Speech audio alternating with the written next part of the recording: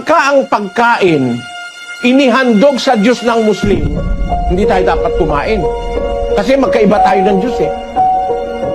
Yung inihandog sa Diyos-Diyusan, bawal nating kainin eh. Lalo nang bawal nating kainin, yung inihandog nila sa Diyos nila na ibang-ibang Diyos kaysa sa Diyos ng Kristiyano.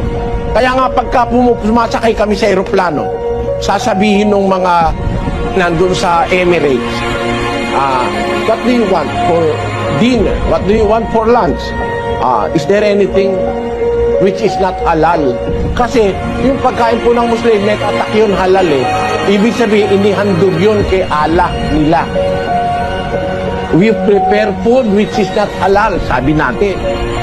Bakit po? Kasi iba yung Diyos ng Muslim kaysa sa Diyos natin eh.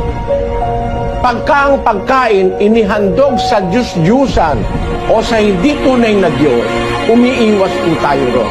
Bayaan natin yung mga Muslim kumain ng pagkain nila. Kalayaan nila yon. Pero tayo namang Kristiyano, talagang tunay na Kristiyano, huwag tayo papari sa Katoliko kahit ano kinakain.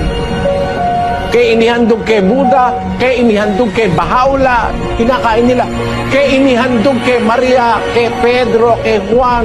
Pag may piyesta yung pagkain, inihandog sa mga patron, bawal po yung kainin ng tunay na